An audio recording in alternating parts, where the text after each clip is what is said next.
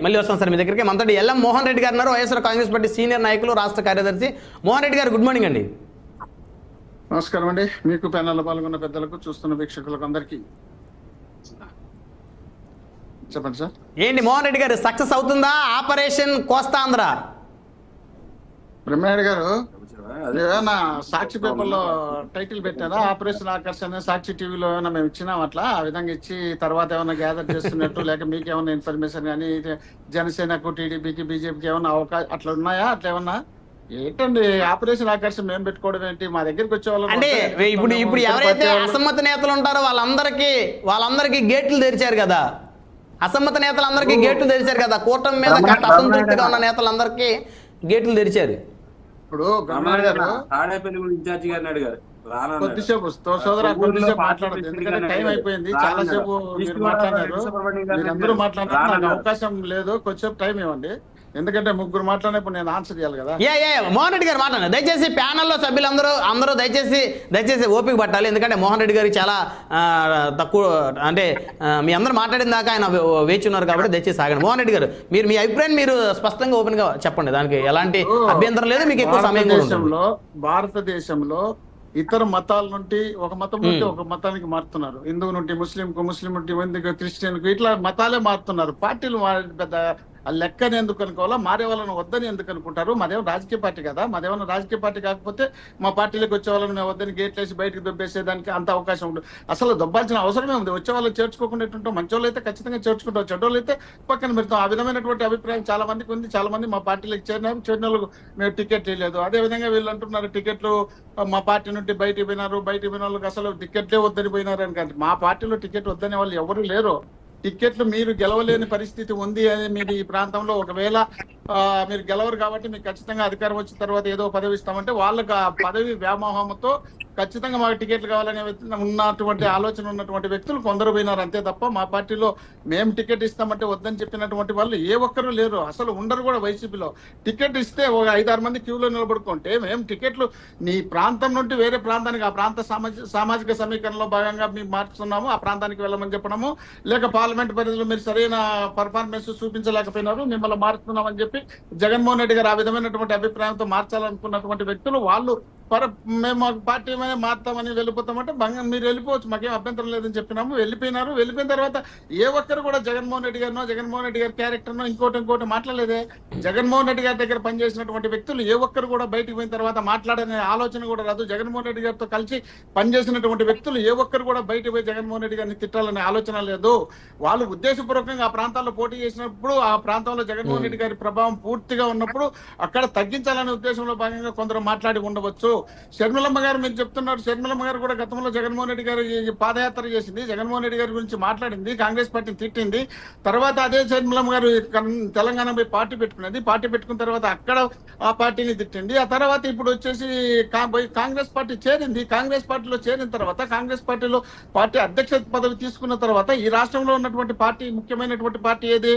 YSR Congress party. YSR Congress party మళ్ళీ అధికారంలోకి వస్తుంది కాబట్టి అధికారంలోకి వచ్చే పార్టీని టార్గెట్ పెడితేనే షర్మిలమ్మ కాంగ్రెస్ పార్టీ పుంజుకుంటుంది తప్ప ఏదో జనసేనను లేక ఈ కమ్యూనిస్ట్ పార్టీనో కేఏపాలను మాట్లాడితే కాదు కదా. కాబట్టి వాళ్ళని మాట్లాడాల్సిన సందర్భం వచ్చినప్పుడు మాట్లాడారు, మాట్లాడాల్సిన అవసరం వచ్చినప్పుడు మాట్లాడతారు. వాళ్ళకి కావాల్సినటువంటి విధంగా వాళ్ళు మాట్లాడింటారు. మాట్లాడితే ఇక్కడేమో అభ్యంతరం లేదు, వాళ్ళు మాట్లాడుకోవచ్చు. ఇప్పుడు షర్మిలమ్మ గారు ఆడ పోటీ చేసింది కదా, వీళ్ళందరూ ఇంత గొప్పగా చెప్తున్నారు కదా, రేపు రానిలే రిజల్ట్ తెలుస్తుంది కదా. రిజల్ట్ తెలిసినప్పుడు ఎవరు గొప్ప అయింది, ఎవరు నిజాయితీ అయింది, ఎవరు కరెక్ట్, ఎవరు తప్పు అనేది అక్కడ తెలిసిపోతుంది కదా. వీటన్నిటిని పరిగణలోకి తీసుకుని కొంచెం ఓపిక పడితే సరిపోతుంది కదా. ఆ విధమైనటువంటి అభిప్రాయాన్ని వదిలిపెట్టేసి మనం ఏదో మన ఇష్టం వచ్చినట్టు మాట్లాడుకుంటూ పోతే జనాలు అయితే చూస్తూనే ఉంటారు. ఆపరేషన్ ఆకర్ష కాదండి. మేము ఖచ్చితంగా 175కు 175 గెలవాలనే ఆలోచనలో భాగంగా మేము ఉన్నాం కాబట్టి ఇప్పుడు కూడా నేను చెప్తున్నా, మా టికెట్లు తీసుకున్నటువంటి వ్యక్తులు ఎవరైనా సక్రమంగా చేసుకోలేకపోతే ఓడిపోతారు తప్ప, లేదంటే 175కు 175 గెలిచే అవకాశం ఉంది. అది రాష్ట్రంలో ఒక ప్రాంతంలో ఒక రకమైనటువంటి పని, ఇంకో ప్రాంతంలో ఇంకొక రకమైనటువంటి పని చేయలేదు జగన్మోహన్ రెడ్డి గారు. ఈ రాష్ట్రంలో ఉన్నటువంటి మొత్తం అన్ని నియోజకవర్గాలు 175 నియోజకవర్గాల్లో రాష్ట్రంలో ఉన్నటువంటి పేద బడుగు బలహీన వర్గాలకు 85% ప్రజలకు ఆయన చేసినటువంటి సంక్షేమ కార్యక్రమాలు అందినాయి. అక్కడ కులాలకు, మతాలకు, రాజకీయాలకు అతీతంగా ఆ సంక్షేమ కార్యక్రమాలు అందించినాడు కాబట్టి అలాంటి అందించినటువంటి వ్యక్తి కావాలని జనం కోరుకుంటున్నారు కాబట్టి దాన్ని వదిలిపెట్టేసి మన ఇష్టం వచ్చినట్టు మనం మాట్లాడితే ఎట్లా? ఇప్పుడు క్యాడర్ అంటున్నారు, లీడర్ పోతే క్యాడర్ ఉండడానికి క్యాడర్ ఎవరన్నా తయారు చేసి పెట్టుకుంటే కదా 155 సీట్లు వచ్చినప్పుడు జగన్మోహన్ రెడ్డి గారికి వీళ్ళకి క్యాడర్ ఎక్కడ ఉంటుంది, క్యాడర్ నుండి ఉంటే ఆ తర్వాత పుంజుకునేది కదా. 23 సీట్లు వచ్చినటువంటి చంద్రబాబు నాయుడు గారు నిజంగా క్యాడర్ పుంజుకొని ఉంటే ఈ రోజు ఇన్ని పార్టీలతో పొత్తు పెట్టుకోవాల్సిన అవసరం లేదు కదా. పవన్ కళ్యాణ్ గారు 2 చోట్ల ఓడిపోయినటువంటి పవన్ కళ్యాణ్ గారు, అదే ప్రాంతంలో పోటీ చేయలేని పరిస్థితుల్లో ఉన్నటువంటి పవన్ కళ్యాణ్ గారికి ఆ క్యాడర్ సక్రమంగా ఉండి ఉంటే ఈ రోజు ఆ క్యాడర్ ను నిలబెట్టుకునే పరిస్థితి ఉంటే ఆ ప్రాంతంలో పోటీ చేసి ఉండొచ్చు. ఆయనకి ఈ రోజు 21 సీట్లు ఇచ్చే 11 మందిని తెలుగుదేశం పార్టీ వాళ్ళను వైఎస్ఆర్ కాంగ్రెస్ పార్టీ వాళ్ళను తీసుకొని పోటీ చేస్తున్నారు. 21 మంది కూడా వాళ్ళ క్యాండిడేట్ లేకపోతే ఇంతకు నీచంగా దిగజారిపోతే పార్టీ దానికి క్యాడర్ ఎక్కడ ఉంటుంది, లీడర్ ఎక్కడ ఉంటుంది, ఎవరుంటారు? వాళ్ళకి ఎవరు లేరు కాబట్టి, వాళ్ళు ఎవరితో కాదు కాబట్టి బీజేపీ వాళ్ళు కొన్ని సీట్లు తీసుకోవడం, జనసేన వాళ్ళు టీడీపీ వాళ్ళు కొన్ని సీట్లు ఇవ్వడం, పవన్ కళ్యాణ్ గారికి చూస్తూ నేను త్యాగం చేసిన అంటే ఎట్లాంటి త్యాగం అంటే ఇప్పుడు ఒక రాజకీయ పార్టీ పెట్టిన తర్వాత రాజకీయ నాయకునికి కానీ అంటే ఇప్పుడు మోహన్ రెడ్డి గారు ఇప్పుడు ఒక విషయం చెప్పండి, లీడర్లు వెళ్తే క్యాడర్ వెళ్తుందా వెళ్ళదా? మీ అభిప్రాయం చెప్పండి. ఇప్పుడు వైఎస్ఆర్సీపీలోకి జనసేన నుంచి కొంతమంది, తెలుగుదేశం నుంచి కొంతమంది లీడర్లు వచ్చారు. ప్రత్యేకంగా కోస్తా ఆంధ్రలో వచ్చే వాళ్ళందరికీ మీరు వచ్చే వాళ్ళందరికీ గేట్లు తెరిచారు. వారితో క్యాడర్ వచ్చింది అనుకుంటున్నారా ఎంతో కొంత, లేకపోతే ఓ లీడర్లు మాత్రమే ఉంటారా? మీ అభిప్రాయం. నేను అదే చెప్తున్నా.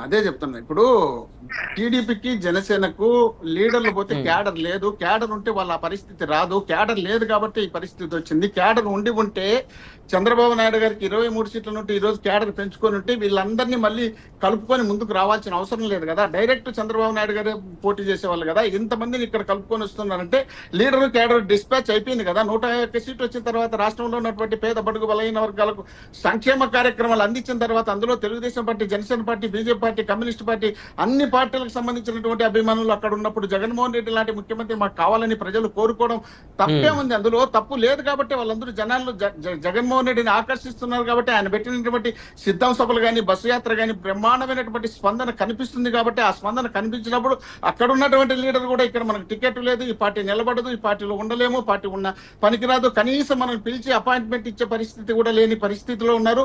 21 సీట్లు వచ్చినటువంటి సీట్లు తీసుకున్నటువంటి వ్యక్తి, ఆ పార్టీలో 11 మందిని ఇతరులను పెట్టుకున్నటువంటి వ్యక్తి, అక్కడ ఉన్నటువంటి నియోజకవర్గాల్లో ఇన్ఛార్జీలుగా పనిచేసినటువంటి వ్యక్తులు అసంతృప్తితోనో లేక అలిగిపోతున్నామంటే వాళ్ళని పిలిచి కూర్చోబెట్టి, అయ్యా నీ పరిస్థితి ఏంటి, ఎందుకు కలిగినో, నీ బాధ ఏంటి, మనకు ఉన్నటువంటి పరిస్థితి ఇది, మనం త్యాగం చేయాల్సిన సందర్భం వచ్చింది, త్యాగం చేసినప్పుడు త్యాగం చేస్తాం, త్యాగం చేసినందుకు మీరు సహకరించండి, సహకరించిన తర్వాత మీకు ఏదో విధమైనటువంటి అభిప్రాయంతో నేను మేలు చేస్తాను, ఒకవేళ పార్టీ అధికారంలోకి వస్తే దాంట్లో స్థానిక సంస్థ ఎన్నికల్లో కానీ లేక కార్పొరేషన్ నామినేటెడ్ పోస్టుల్లో కానీ ఇస్తానని చెప్పి వాళ్ళను ఓదార్చలేని పరిస్థితిలో ఉన్నటువంటి ఆ పార్టీలో మనం ఎందుకు ఉండాలని వాళ్ళు వెళ్తున్నారు. అంతే తప్ప వీళ్ళు ఏ లీడర్ అయినా సక్రమంగా ఆ పార్టీ పెట్టినటువంటి లీడర్ 10-15 సంవత్సరాలు వాళ్ళతో పనిచేసినటువంటి క్యాడర్ బయటికి పోవాలని, సాహసం చేయాలని ఇంట్రెస్ట్ కూడా రాదు. వాళ్ళు సక్రమైనటువంటి పద్ధతిలో ఆ 10 సంవత్సరాలు వాళ్ళతో మెయింటైన్ చేయనప్పుడు వాళ్ళు ఏమనుకుంటారంటే ఈ పార్టీలో ఉన్న వేస్టే, ఈ పార్టీతో నాయకులతో కలిసిన వేస్టే అనే విధంగా వాళ్ళు ఉన్నప్పుడే వాళ్ళు దగ్గరికి కూడా రాకుండా వాళ్ళు బయటకు వెళ్ళిన తర్వాత ఆవేదనతో, ఆవేశంతో జగన్మోహన్ రెడ్డి గారు మాట్లాడుతున్నారా? ఒక్క నిమిషం మోహన్ రెడ్డి గారు, చిన్న ఎగ్జాంపుల్ మీకు. ఇప్పుడు మనం కోస్తాంధ్ర గురించి మాట్లాడుతున్నాం కాబట్టి ఇప్పుడు ఉమ్మడి గుంటూరు జిల్లాలో చిలకలూరుపేట నియోజకవర్గంలో పాపం మల్లెల రాజేష్ నాయుడు అనేటువంటి ఒక లీడర్కి జగన్మోహన్ రెడ్డి గారు టికెట్ కేటాయించారు. ఆయన చక్కగా ఊరంతా బ్యానర్లు వేసుకున్నాడు, మన ఊరు మన రాజేష్ అని చెప్పి జనంలోకి వెళ్ళాడు. మరి ఏమైంది ఏమో తెలియదు, ఆయన సీటు తీస్తారు. గుంటూరు మేయర్గా ఉన్నటువంటి కావడ మనోహర్ నాయుడు గారికి టికెట్ ఇచ్చారు. కనీసం అతన్ని పిలిచిన వాళ్ళు లేరు, మాట్లాడిన వాళ్ళు లేరు. అతను ఆరోపణ కూడా చేశారు, నా దగ్గర డబ్బులు తీసుకున్నారు, 6 కోట్లు తీసుకుని 3 కోట్లు ఇచ్చారు, 3 కోట్లు అడిగితే ఇవ్వలేదని చెప్పేసి సజ్జల గారి పేరు, విడుదల రజని గారి పేరు ప్రస్తావించారు. కనీసం దాని మీద మరి ఎందుకు పార్టీ అధిష్టానం స్పందించలేదు? ఆయన డబ్బులు ఒకవేళ తీసుకుంటే ఆయన డబ్బులు ఆయనకి ఇప్పించాలి, తీసుకోకపోతే ఆయన మీద లీగల్గా యాక్షన్ తీసుకోవాలి. కనీసం ముఖ్యమంత్రి గారు పిలిపించి మాట్లాడారా, నీకు అన్యాయం జరిగింది, నువ్వు ఈసారి ఉండు పార్టీలో, నీకు పొరపాటునిచ్చాము టికెట్ సర్వే చేసుకోకుండా, ఇప్పుడు వచ్చిన ఆయన 100% గెలుస్తాడు కాబట్టి నువ్వు ఆగు అని చెప్పేసి ఏమైనా మాట్లాడారు? ఇలా చెప్పుకుంటూ పోతే, మీకు సంబంధించి చెప్పుకుంటూ పోతే మీ చట్టాలు కూడా బోల్డ్ ఉన్నాయి. ప్రతి రాజకీయ పార్టీ కొన్ని లోపాలు ఉంటాయి, కొన్ని ప్లస్లు ఉంటాయి, మైనస్లు ఉంటాయి. అది కాదు మీరు చెప్పింది నేను ఏకీపిస్తా. కానీ మా పార్టీలో 4-5 మంది లీడర్లు, సెకండ్ లీడర్లు ఉన్నారు, తెలిసిన లేదు. ఆ పార్టీలో ఏ పార్టీకి సెకండ్ లీడర్ లేడు. ఉంటే పవన్ కళ్యాణ్ తప్పితే నాదెండ్ల మనోహర్ మీదనే ఆ పార్టీలో ఉన్నటువంటి వాళ్ళకి ఏ ఒక్కరికి నమ్మకం లేదు. నమ్మకం లేనటువంటి వ్యక్తి వచ్చి ఓదార్చి ఎవరు పట్టించుకోరు. తర్వాత పవన్ కళ్యాణ్ గారు పిలిచి మాట్లాడే పరిస్థితి ఉన్నారో, మాట్లాడేటికి లేదు. వీళ్ళకి ఎవరు ఉన్నారు? చంద్రబాబు నాయుడు తప్పితే లోకేష్ మాట్లాడితే చంద్రబాబు నాయుడు భయపడతాడు. ఆయన ఎక్కడ మీటింగ్లకు పిలిచారంటే, పెద్ద మీటింగ్లకు పిలిచారంటే చంద్రబాబు నాయుడు భయపడతాడు. ఏం మాట్లాడతాడో, ఏం చేస్తాడో, ఇతను మాట్లాడడం వల్ల మన పార్టీ ఇంకా డ్యామేజ్ అయిపోతుంది, ఇతను దూరం పెట్టాలనే ఉద్దేశంలో భాగంగా చిలకలూరుపేటలో ప్రధానమంత్రి నరేంద్ర మోడీ గారు వచ్చినప్పుడు నరేంద్ర మోడీ గారి మీటింగ్ లో అతన్ని మాట్లాడించే పరిస్థితి లేకుండా ఉండడమే కాకుండా కాకుండా తాడేపల్లిగూడెంలో జరిగినటువంటి మీటింగ్ లో కూడా అతన్ని పిలిచని కూడా లేని పరిస్థితి ఉందంటే మనం అర్థం చేసుకోవాలి. ఒక్కొక్క పార్టీకి ఒక్కొక్క లీడర్షిప్ ఉంటుంది. ఆ లీడర్షిప్ తర్వాత రెండో లీడర్షిప్ డెవలప్ ఉంటుంది. ఆ రెండో లీడర్షిప్ పిలిచి మాట్లాడి చేస్తే కొంచెం సాటిస్ఫాక్షన్ ఉంటుంది. ఆ లీడర్షిప్ లేదు కదా. పవన్ కళ్యాణ్ గారు వేదిక ఎక్కితే ఒకరే ఉంటారు, వేదిక దిగితే ఒకరే ఉంటారు, వేదిక మీద మాట్లాడేటప్పుడు ఎవరి పేర్లు చెప్పరు, వేదిక దిగినాక ఎవరితో కలిసారు, ఊరికి నమస్కారం. జగన్మోహన్ రెడ్డి గారి చుట్టూ కూడా ఆ నలుగురేగా ఉండేది. కార్పొరేట్ వ్యవహారం కాదు కదా. రైట్.